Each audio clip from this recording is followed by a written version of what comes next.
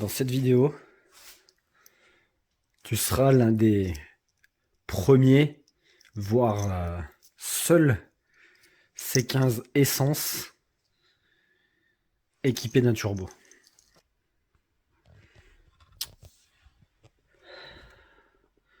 Ça a de la gueule.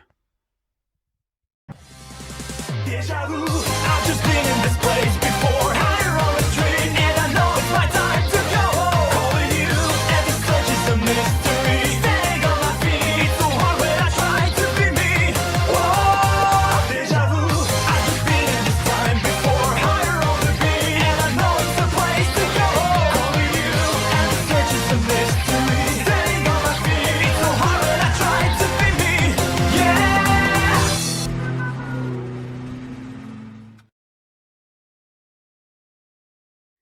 Bienvenue les gars dans cette nouvelle vidéo, toujours sur le C15 Turbo, on continue le projet, on va essayer de le faire démarrer avant cet été, ça serait vraiment très cool. Je vous cache pas, il y a encore énormément de boulot. Dans cette vidéo, on va monter le moteur dans le C15, je vais vous expliquer ce que j'ai fait, j'ai pas tout filmé, je vais vous expliquer un petit peu ce que j'ai déjà fait et ce qu'on fera ensuite dans cette vidéo. Alors là, tu peux voir la culasse qu'on avait utilisée pour le montage à blanc. Donc je le répète, c'est pas cette culasse que je vais utiliser, il va falloir qu'on démonte, qu'on le fera dans cette vidéo, qu'on démonte le moteur de la 205 TCT et qu'on récupère la culasse et la boîte afin qu'on puisse mettre le moteur dans ce C15. Alors pourquoi j'ai remis la culasse? C'est parce que je voulais remettre absolument donc, le collecteur d'échappement. C'était pour commander mes raccords d'arrivée d'huile et d'eau pour le turbo. Parce que tu comprends bien qu'une fois que le moteur va être dedans, ça va être un petit peu chiant d'accéder derrière. Alors je préfère faire mes arrivées et mes retours du turbo quand c'est monté comme ça. J'ai monté donc le support côté distribution. Je rappelle que ça c'est un support de 806 avec le petit support ici de 306/16. Quand vous allez voir le moteur dans le C15, vous allez voir que le moteur il est vachement incliné. En fait, c'est complètement normal. C'est dans les 205, dans les 306, dans les C15 et tout, les XU ils sont inclinés à 30 degrés. Si tu regardes dans un berlingot, un truc comme ça, souvent les moteurs ils sont, c'est un petit peu moins. Je sais jamais si c'est 12 ou 18 degrés. Enfin bref, ils sont vachement moins inclinés. Alors, faut pas que tu t'inquiètes parce que tu vas voir vraiment le moteur qui va être comme ça, mais c'est complètement normal. C'est limite un flat 4 le truc, tu vois. D'ailleurs, on peut le voir tout de suite, si tu regardes le support côté, le support côté distri, si je te le mets droit comme ça, le moteur en fait il va vraiment être incliné comme ça dans le C15, mais c'est complètement normal, hein, faut pas vous inquiéter. Alors là, il faudra trouver un alternateur. J'avais des alternateurs de HDI, mais ça se monte pas. Alors je verrai si celui de la 205 TCT, je peux encore la cannibaliser pour récupérer son alternateur et l'installer dans le support. Sinon, si c'est trop la merde, on fera un truc aussi sur mesure. Ça, on verra un petit peu plus tard. Peut-être même pas dans cette vidéo parce que ça restera très accessible le support de l'alternateur. On verra. J'ai remis la jauge de niveau d'huile également. En ce qui concerne le filtre à huile, je l'ai changé. Et là, vous pouvez voir que j'ai rajouté une plaque sandwich. Ce C15, il va avoir un radiateur d'huile. Parce que là, franchement, ça va chauffer en huile. Même, on va mettre de la 1060 en huile. Mais bien sûr, le moteur, quand on va taper du circuit, le turbo, il va chauffer, tout ça. Enfin, fallait mettre une plaque sandwich. Alors, à l'intérieur, c'est un mamelon en M20, pas de 150, mal. Parce que dans les blocs, si je te montre le bloc de TCT, ici, tu vois, c'est femelle. Si tu prends un TU, c'est du mâle ici qui sort. C'est parce que d'origine, il y a une modine où tu as de l'eau qui circule à l'intérieur pour aller refroidir ton huile moteur. Nous, on a supprimé cette modine pour mettre une plaque sandwich. Donc, j'ai dû récupérer ce fameux raccord mal dans lequel j'ai pu visser tout simplement mon filtre à huile. Ici, on peut voir qu'on a deux sorties. Alors, d'origine, ça, c'est la sortie qui alimente en huile le turbo. Et ici, c'est la sonde, tu sais, c'est la sonde qui dit quand c'est trop tard, que ton moteur il a plus de pression d'huile, tu as un voyant rouge là qui s'allume au tableau de bord. Voilà, la sonde qui sert un peu à rien, on va dire. C'est du M16, pas de 150 pour les deux. Alors j'ai acheté un raccord M16 vers 1/8 NPT. Donc pour mon arrivée d'huile du turbo, ici c'est du 1/8 NPT. Donc ce tuyau ira directement ici. Là pour l'instant, parce que j'ai pas encore commandé tout ce qui est sonde de pression d'huile. En fait, ici, on va mettre un adaptateur où il y aura une sonde de pression d'huile pour nous indiquer la pression du moteur. Ça c'est pareil, je le fais pas tout de suite parce que ça sera encore accessible une fois que le moteur sera dedans. Ici ça va être notre retour d'huile. Donc ça c'est une vis d'origine de HDI. Donc je sais pas encore si je mets le banjo parce que le moteur vu qu'il va être incliné, j'ai peur qu'il y ait de l'huile qui stagne. Alors j'ai quand même commandé un raccord droit qui fait du dash 6 pour le retour d'huile du turbo. Là pareil, j'ai commandé un banjo pour le retour. Et tout ce qui est haut c'est pareil, j'ai commandé des raccords. Celui-là c'est pas le bon, il se vise pas dedans, c'est pas le bon filet. Mais j'ai commandé les bons raccords qui partiront en dash 6. On aura également une pompe à eau dédié au turbo. Alors on va créer un circuit annexe pour faire circuler l'eau dans le turbo, même quand le moteur sera éteint. Je vais brancher ça sur un plus après contact. La pompe à eau, elle est là. Et la pompe à eau, sur un TD12, c'est pas fait comme sur un XU. Enfin, un TD12, c'est un XU, mais c'est pas fait pareil. Tu vois, si on prend un bloc de TCT, un XU10, c'est un XU10 J2TE, celui-là. C'est fait comme sur les HDI d'ailleurs. Les pompes à eau, elles sont directement intégrées dans le bloc. Si tu regardes le TD12, tu vois, normalement, le bloc, il a été taillé en fait. Il n'y a pas la pompe à eau en fait. La pompe à eau, elle est vraiment externe à tout ça. Alors, je sais plus trop dans quel sens. J'en sais rien. Bref. Si tu veux, il y a encore un support où l'eau, elle rentre ici dans le bloc. Donc, qui vient se visser entre ces trois trucs. Là, t'as une grosse pièce. Mais la pièce, là, je l'ai pas ici. Je l'ai donnée à un usineur. Parce que si tu veux, sur cette pièce où il y a de l'eau, il y a un raccord qui fait le retour pour le chauffage et tout. Il y a plein de trucs, si tu veux. Et il existe des tuyaux d'origine qui viennent s'emmancher dedans, où tu as genre une fourchette, où tu viens serrer une petite vis dessus, et ça te maintient tes durites dans le fameux bloc en aluminium de la pompe à eau. Et ces durites, je les ai cherchés d'occasion. Je me suis renseigné un petit peu partout et j'ai jamais réussi à les trouver. Donc résultat, j'ai filé le boîtier à un usineur. Il m'usine tout ça, il va y tarauder, il est en train de me fabriquer des raccords. Et de cette façon, on aura des raccords filetés à l'intérieur de la pompe à eau, ça sera beaucoup plus fiable et ça sera top. Il va falloir qu'on remette le carter d'huile, mais avant de remettre le carter d'huile, on mettra la culasse, mais vu que je veux renettoyer, ça va redescendre dans les transferts et tout, je préfère pas mettre tout de suite mon carter. Bon allez, assez de blabla, on va aller au garage, on va aller sortir le moteur de la 205 TCT.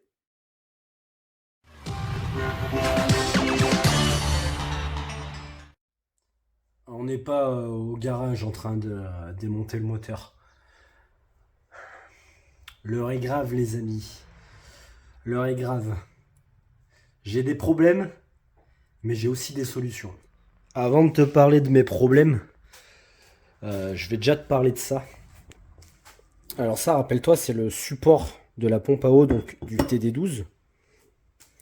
Que ici, j'avais des fameux raccords que je n'arrivais pas à trouver. Donc j'ai donné ça à un usineur. Il m'a mis la portée plate. Et donc il m'a fabriqué des raccords filetés pour les sorties d'eau. Alors il y aura sûrement un retour d'eau pour le turbo ou un truc comme ça, un pour le chauffage ou quoi, enfin ça après on verra.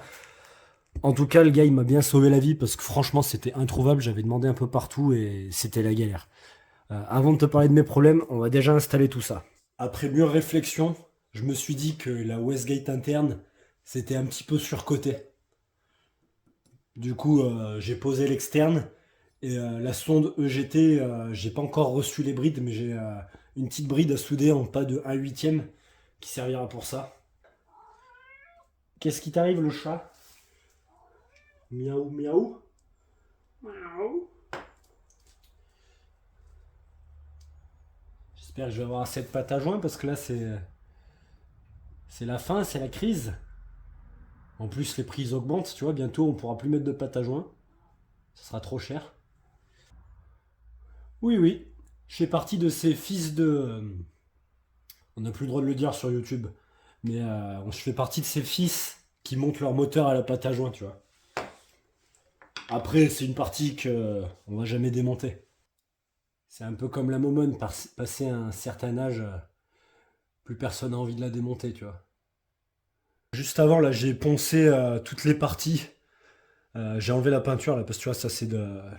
J'ai peint, enfin, c'est du galva. Et j'ai poncé sur les portées des joints.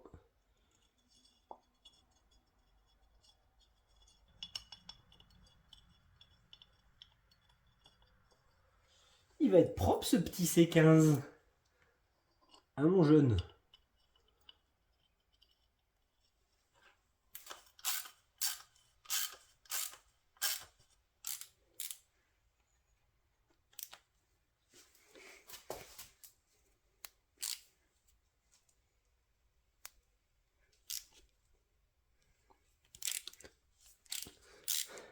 Ma vis, elle est trop longue.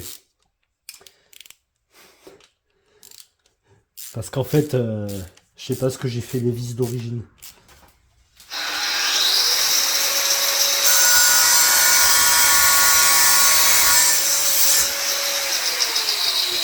C'est bon, j'ai trouvé une vis plus courte.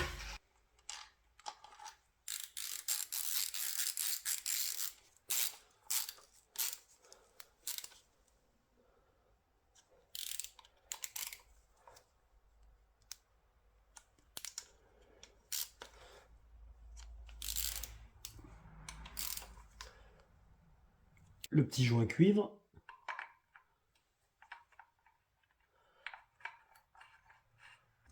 Faut quand même aimer se faire chier dans la vie pour faire de la merde pareil.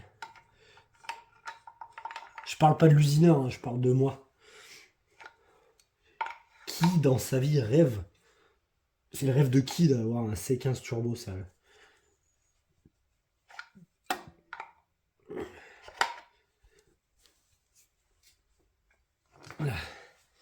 C'est drôle. Mais genre, ça va être drôle 5 minutes, tu vois, ça va être dangereux. C'est tout.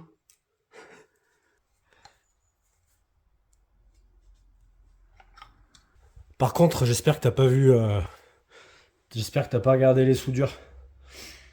Non, mais en vrai, elles vont être reprises au TIG. C'est parce que des fois, j'essaye de souder, mais je sais pas souder. Alors là aussi, tu remarqueras sur le support de la pompe à eau que c'est tout de la vis de 6. Et que là aussi, c'en était. Mais quand j'ai eu la pompe à eau, en fait, cet endroit-là était foiré. Et donc, j'ai repercé un petit peu plus gros et j'ai percé à 8 de part en part pour être tranquille. Voilà.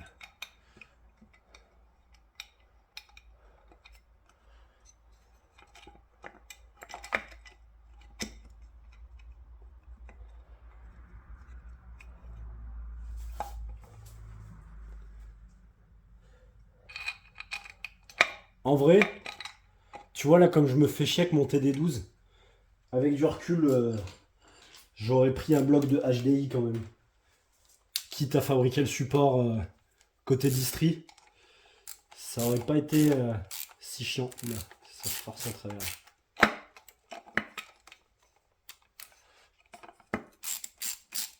Avec du recul, je me serais moins fait chier, je pense. Mais c'est pas grave, ça fait des expériences.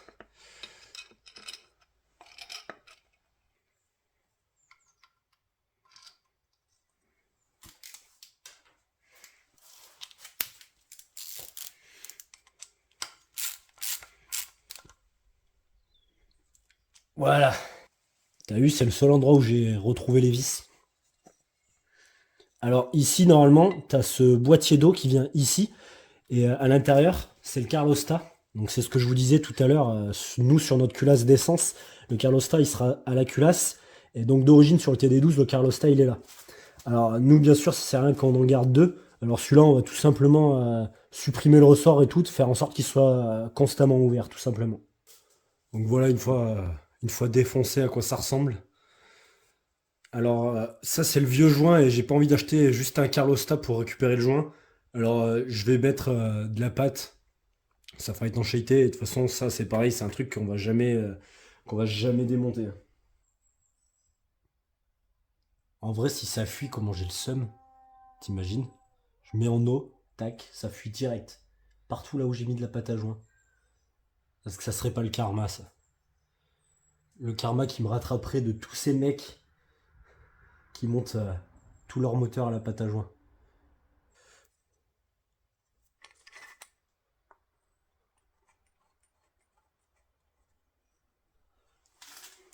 Alors je trouve pas mes outils, c'est parce que en même temps à côté je suis en train de faire la 205 GTI. Vous aurez déjà vu la vidéo quand celle du C15 sortira. Donc c'est un peu le bordel quoi, j'ai des outils qui traînent un peu partout dans le garage. Bon, là la pâte à joint c'est vraiment ici pour assurer l'étanchéité parce que il y a déjà un joint, mais tu vois le joint il est un petit peu vieux. Je te parle rapidement de ce que j'ai fait autour. Là tu vois j'ai reçu, ça c'est du 3 pouces, la sortie pour le début de la descente de turbo. Pareil à l'intérieur, tu vois, c'est la Westgate interne, donc qui est ici. Je l'ai bloqué, en fait, j'ai juste récupéré la tige. J'ai mis une tige filetée, voilà, comme ça, la tige elle est maintenue en position fermée. Il y en a qui les soudent à l'intérieur, ça marche aussi très bien. Et bah, comme elle est bloquée, c'est la Westgate externe, donc qui va réguler la pression de turbo. La Westgate, elle a un ressort qui est à 1 bar de sural.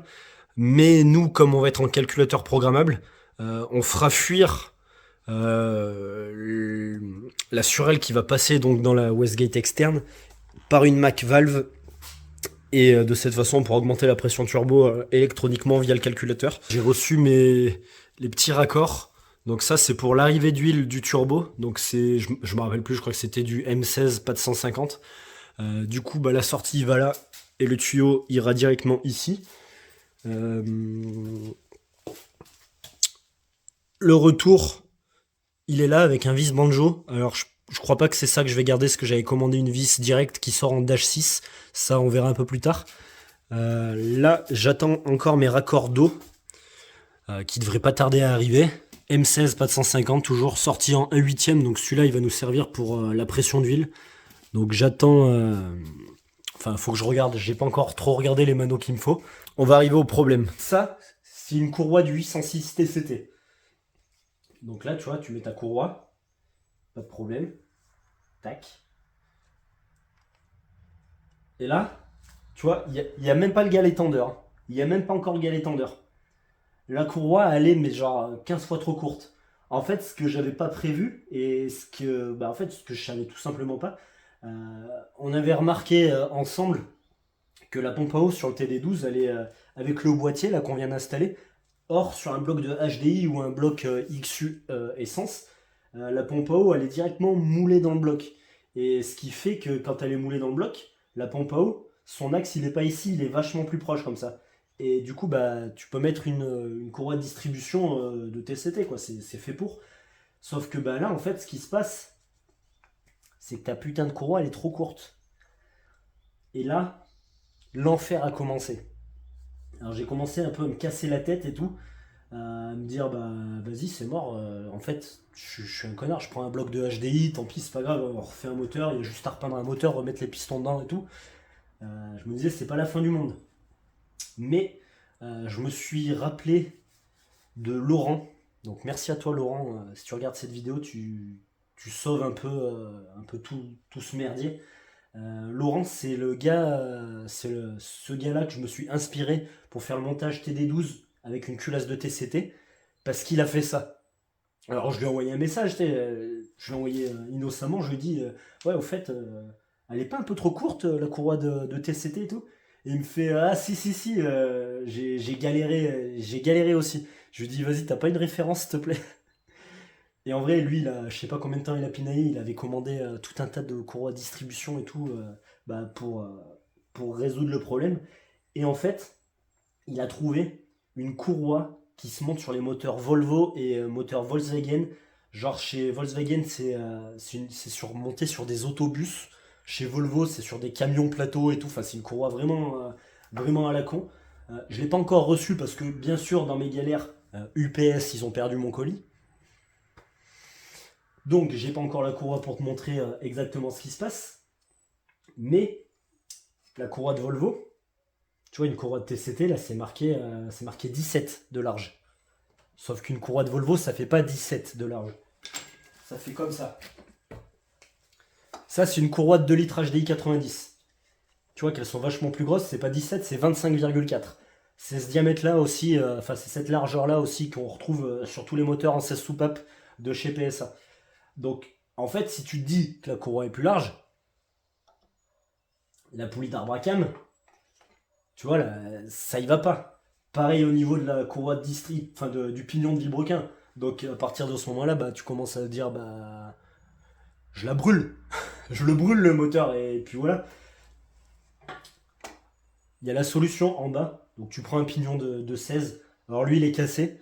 J'ai un abonné qui doit m'en envoyer un. Merci à toi. C'est très très gentil de ta part. Donc ça, c'est un truc de TCT ou de 205 GT, en tout cas de XU8 soupape. Ça, c'est celui de TD12, parce que les courroies TD12 aussi sont plus larges. Je peux pas prendre une courroie de TD12 aussi, parce que tu vois, tu as la pompe à injection sur la TD12, même s'il est en 8 soupapes. Enfin, il est pas en 8 soupapes, il est en 12 soupapes, mais il a qu'un seul arbre à cam en tout cas. Avec la pompe à injection et tout, ça te fait une courroie qui est beaucoup trop longue. Genre, bah, tu vois, ça, je vais te montrer avec une courroie de HDI qui est 15 fois trop longue. En tout cas, déjà, le but en bas sur le pignon donc de Vilebrequin, voilà. On met un truc de TD12, déjà, ça pose aucun problème. Donc là, si je te mets là, la courroie de HDI, il faudrait faire un truc comme ça, et là, il faudrait avoir un. Tu vois, tu peux pas vraiment faire de galet en rouleur ou quoi, tu vois, elle est beaucoup trop longue. Mais bon, bref, imagine que là, j'ai ma courroie de Volvo, et qui est assez longue. Là, on a toujours le même problème. Ça, c'est pour la 205 TCT quand elle sera en T16. Donc là, j'ai des poulies 4 cam de XU10 J4RS. Et donc qui sont plus larges. Et en fait, là, elle bute, tu peux pas la mettre. Tu peux pas mettre une poulie de XU10. Alors après, j'ai essayé d'inverser. Tu sais, vu que c'est des poulies réglables, c'est en deux parties, donc ça, je l'avais retourné. Sauf que ça te déporte un petit peu trop ton montage. Donc, poulie de XU10 J4RS, impossible aussi. Et là, ben, je m'étais dit, j'avais commandé des poulies, pareil, des poulies de XU10 J4RS, mais genre sur AliExpress à 80 balles. Et je me disais, c'est pas grave, je vais les filer à un tourneur fraiseur. Il va me les modifier. Enfin voilà, ça aurait été ma deuxième solution. Donc bah, je suis retourné demander conseil à mon ami Laurent. Et lui, il m'a dit en fait qu'il avait monté une poulie d'arbre à cam de 106 diesel avec le TUD. Alors je sais plus ce que c'est, la cylindrée, c'est des petites cylindrées. Je crois que c'est un 1,5 litre 5D, je crois, si je dis pas de conneries. Et là, je l'ai pas encore tout de suite parce que en fait, il y avait Payou qui est avec nous au garage qui se monte la petite 205 avec le XU10 J4RS, qui avant avait une 106 diesel. Il a explosé contre un arbre. Et du coup, je lui ai envoyé un message. Je lui ai dit, t'as fait quoi de ton moteur? T'as pas la poulie d'arbre à cam? Et en fait, j'ai appris qu'il a, qu'il a donné l'arbre à cam et la poulie à son frère Dylan, avec la 206-16, et que Dylan, il en a fait une lampe de chevet. Donc tu vois, la poulie, elle existe toujours, ça veut dire. Et en fait, bah, une poulie de 106 diesel, elles sont larges comme les XU10 J4RS. Elles ont des lumières de réglage, donc on pourra caler l'arbre à cam, c'est des poulies réglables, enfin c'est une poulie réglable. C'est Laurent encore qui m'a donné l'astuce de cette fameuse poulie. Et il m'a dit qu'il l'avait modifiée, alors je sais pas encore trop comment. J'attends de la récupérer pour voir ce qu'il faut faire. Et ensuite, bah, on devrait pouvoir monter la distrie. Je dis bien on devrait pouvoir parce que il y a encore une autre galère. Je m'en suis aperçu très tard. Je sais pas pourquoi. Tu vois ici? Et ben normalement c'est à cet endroit. Normalement c'est à cet endroit que tu viens mettre ton galet tendeur. Et bien sûr moi c'est explosé. Alors en fait, à l'heure actuelle, il y a deux choix. Soit on désosse tout ça et on met tout dans un HDI. J'ai pas envie. En fait, j'attends d'avoir la courroie pour voir si je peux pas repercer et retarauder un petit peu plus bas. Euh, En fait, ce que j'ai fait, je vous ai pas filmé, je vous en ai pas encore parlé, mais sur mon bloc rouge qui servait de montage à blanc, donc ce moteur il est mort, hein, je vous rappelle. euh, j'ai essayé de percer et tarauder à peine en dessous pour voir si je passais dans un trou d'eau, si je passais quelque part quoi.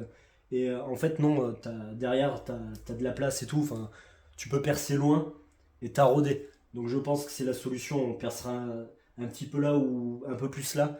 Dans le doute, je pense que je découperai mon ancien bloc avec la meuleuse pour voir où c'est que passent les conduites d'eau, tout ça.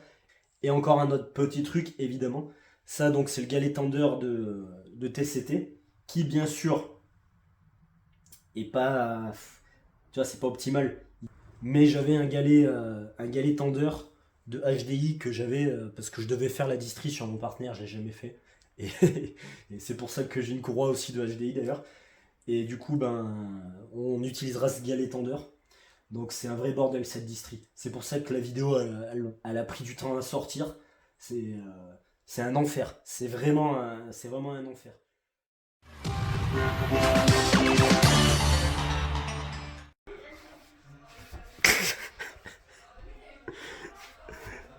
Qu'est-ce qu'il a fait?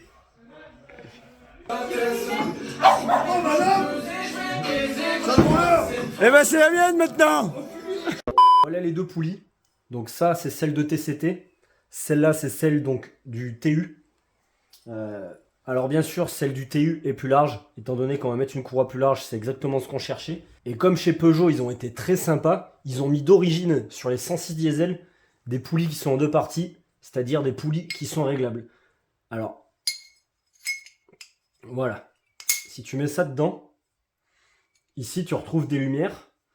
Et donc, alors si tu le mets en face, voilà, tu vois, tu peux jouer sur le calage de ton arbre à cam et c'est parfait pour notre arbre à cam 4 cam qu'on va devoir caler. Et là, si tu reprends la poulie de TCT, ici tu as une petite clavette, tu retrouves exactement la même sur la poulie de 106. Donc merci Peugeot, vous avez bien géré là sur le coup. Et bien sûr là, la dimension intérieure est exactement la même. Ça veut dire que la partie réglable, tu la mets sur un arbre à cam de TCT en plug and play. Là où ça se gâte, c'est quand tu veux mettre ta poulie d'arbre à cam. Là, tu vois, la poulie, elle est même pas enfoncée à fond, que je frotte déjà contre la culasse. Il y a la solution de la retourner. Malheureusement, si tu la retournes, tu te retrouves avec une poulie un peu trop déportée et tu as accès plus qu'à 2 vis de réglage. Et tu vois, c'est pas top. Il faut vraiment que tu aies les 3 vis pour que tu aies un vrai maintien, tu vois. Alors, le but, ça va être de déporter cette poulie. Et bien sûr, en déportant cette poulie, il faut bien sûr qu'en bas, on soit parfaitement aligné. Sinon, la distri, elle va se barrer. Il faut vraiment que ça soit pile poil aligné. Donc là, tu mets ces merdes que j'ai fait juste avant. Alors ça, c'est juste, ça va juste nous servir pour usiner la pièce qui va nous manquer, pour prendre des cotes. Alors j'ai déjà fait plusieurs essais. Il faut qu'on fasse une platine qui fasse l'épaisseur de ces 5 rondelles de 8. Ensuite, on vient mettre sa poulie.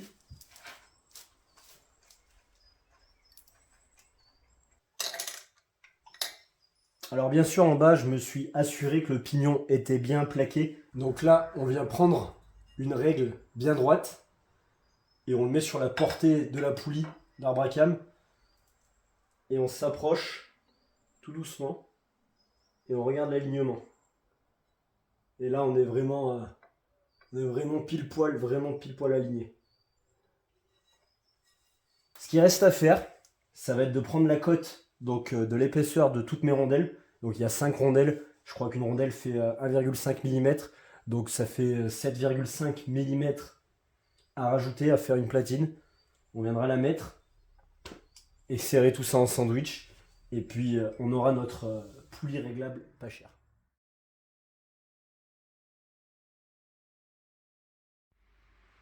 Ça y est, la licorne a perdu sa virginité pour la 6e fois. Ça fait 6 fois que je sors le moteur. Mais la prochaine fois qu'on aura un moteur là-dedans, ça sera pour après le C15. On fera un T16, un truc d'enculé, mais vraiment un truc clean et tout, truc fiable. Un truc de 400 chevaux fiable, qui pistera avec une autre boîte qu'une BE, tout ça. Mais voilà, ça sera après le C15. Il y aura énormément de trucs intéressants à faire là-dessus, mais pour l'instant, on va s'occuper d'abord du C15. Alors le bloc moteur, donc ça c'est un X810 J2TE, donc le 2 litres turbo TCT. Le turbo est là, le turbo était en bon état, donc ce turbo, on verra, je vous avais dit dans la vidéo de la Saxo, que j'aimerais passer la Saxo en turbo. Ça serait ce turbo là qu'on mettrait. Étant donné que avec cette culasse, on va avoir le GT28 pour le C15. Cette culasse, vous pouvez voir donc qu'elle a un arbre à cam 4 cam avec une poulie réglable. On ne prendra pas cette poulie, hein, ça je viens de vous l'expliquer. Le bloc en lui-même, il est bon. Donc ce bloc, il servira pour la 205 bien plus tard. Donc celui-là, on va le stocker au chaud. Là, je vais démonter donc la culasse. Tout ça, je vais faire ça hors vidéo parce que bon, c'est pas ce qu'il y a de plus intéressant. La culasse, la boîte de vitesse. Il y a un volant moteur dessus de 405 MI16 en 215 mm, donc on récupère le volant moteur. Je pourrais mettre un volant moteur de HDI qui est en 230, mais ce qu'il y a, c'est que dessus j'ai un embrayage tout neuf 4 patins Satch non amorti qui sera idéal pour le C15. Ça tiendra la puissance et le couple sans problème. Donc on récupère cette boîte là. Dedans il y a un autobloquant type Torsen. Donc le C15 aura bien sûr l'autobloquant qui va avec. Voilà dans les grandes lignes. Dessus il y a des injecteurs Siemens DK 630 cc, donc ça c'est pareil, ça va aller directement pour le C15. Je pense récupérer le démarreur et l'alternateur parce que sur ce projet là on partira sur du neuf pour être tranquille. De toute façon l'alternateur, vous voyez, il est tout neuf, c'est un alternateur Renault. C'est peut-être pour ça que ça tenait pas. En attendant de récupérer la pièce qui est en train de se faire usiner pour mettre la poulie de TU5. Tu vois, j'ai reçu ma courroie de distri d'autobus. On va regarder ensemble. Tu vois, là, j'ai fait un petit repère. C'est ici qu'on va devoir repercer pour mettre le galet tendeur. Alors là, j'ai reçu aussi un pignon tout neuf qui vient d'Oscaro. J'ai pas encore reçu celui de l'abonné, mais c'est pas très grave parce que celui de l'abonné me servira quand même sur le projet de la 205 T16. On va percer tarauder, on va pouvoir remettre le galet tendeur un peu plus loin et on pourra tendre notre courroie de distri.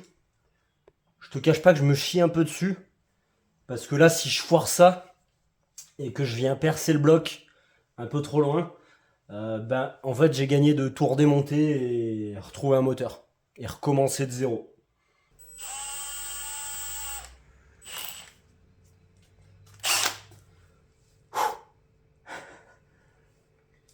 Je me chie dessus, putain.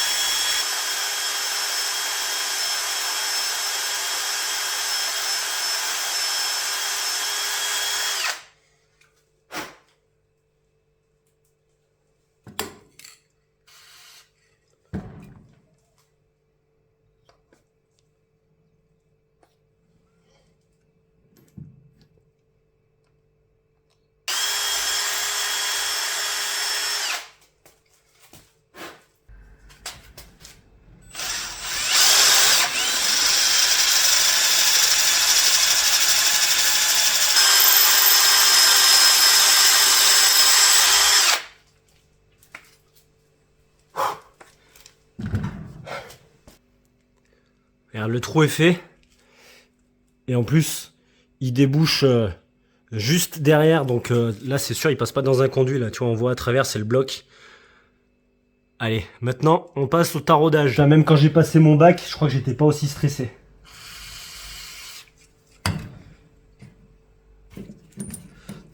T'imagines, je suis quand même au point à faire les 3 passes avec les tarots. T'imagines? Normalement, personne fait ça.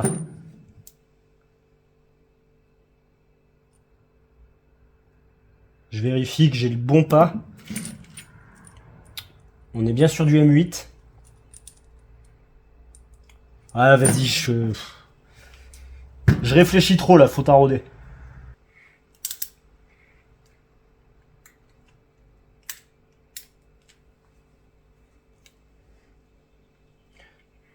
Vu que c'est de la fonte, ça me fait flipper, genre tu sais que ça fissure d'un coup en fait.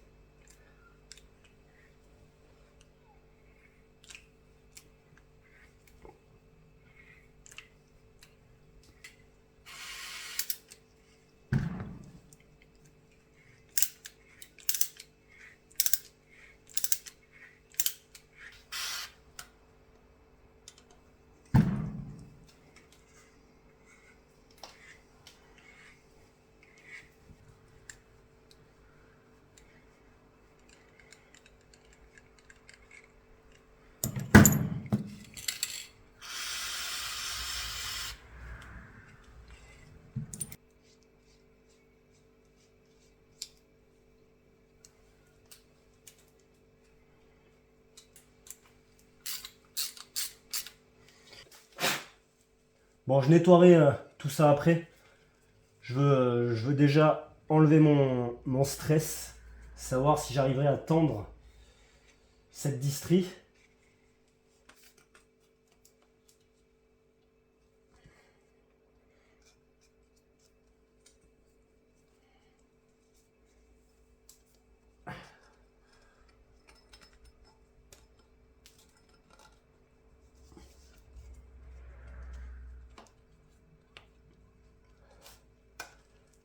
Putain, yes! Yes! Putain, sa mère. Ah, je suis trop content.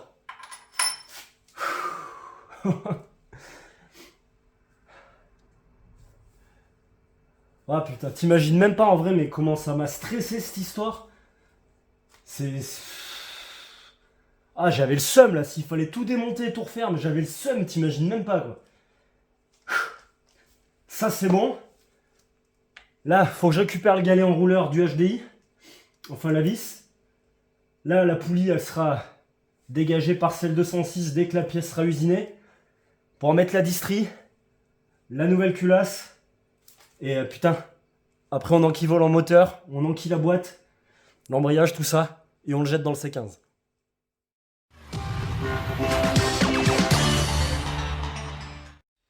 Ouais, j'ai pas tout filmé. Là, si tu veux, j'ai dépoilé entièrement la culasse qu'il y avait pour le C15. Et en fait, je me suis aperçu que les guides des soupapes, ils avaient vraiment pris du jeu. Alors, j'ai décidé d'amener la culasse au rectifieur pour qu'il me change les guides. On verra aussi s'il y a besoin de faire une rectif. On fera une rectif. Et je vais faire une mise à l'épreuve de la culasse également parce que j'avais pas toutes les compressions qui étaient bonnes sur la 205 TCT. Alors je mets plutôt en doute le bas moteur sur la 205 TCT au niveau de la segmentation. Mais il se peut aussi que les soupapes n'étaient pas totalement étanches à cause des guides. Donc dans le doute, changement de guide, mise à l'épreuve et rectif. Alors ici la portée elle a été rectifiée. Il a enlevé 3,5 mm sur cette partie mon usineur. Donc ça on le met sur l'arbre. Ensuite la cale qui remplacera les rondelles qu'on a vues juste avant. Donc ici il y a un petit épaulement à l'intérieur pour venir se centrer sur cette partie. Et là il y a un autre épaulement donc qui viendra se marier avec cette partie. Donc là c'est tout usiné au poil de cul comme on dit. Voilà. Et ensuite on vient mettre notre poulie. Et ça s'emboîte comme papa dans maman. J'ai failli en faire une belle. J'ai oublié de mettre la vis. Comme papa dans maman, ouais, bien sûr. Ouais. Heureusement que papa il fait pas ça dans maman. Alors la vis centrale, bien sûr, faut qu'elle soit... Là, elle est un peu courte, celle-là. On gardera pas celle-là, évidemment. Putain, c'est dangereux ce qui se passe. Putain, j'ai failli me niquer en plus. Ah là là là là là là. Là, tu peux remarquer que j'ai mis le galet tendeur donc, du HDI. Donc là, on a tout ce qu'il faut pour monter une distrie large. Je vais quand même contrôler avec ma règle droite pour voir si on est bien aligné. Ouais, c'est parfait. C'est franchement parfait. Du coup, c'est pas 7,5 mm, c'est 7,00. Si jamais tu veux faire ce montage. Mais c'est pas un montage que je te conseille. Hein. Franchement, bas moteur HDI si tu veux pas te faire chier. On va quand même essayer de remettre la courroie de distrie de Volvo. D'ailleurs, tu vois, on a une courroie de distrie de Volvo. On a un moteur Peugeot. Et là, on va mettre plus tard des vis de culasse de Renault. Donc, est-ce qu'on n'aurait pas un petit peu inventé le PRV 4 cylindres?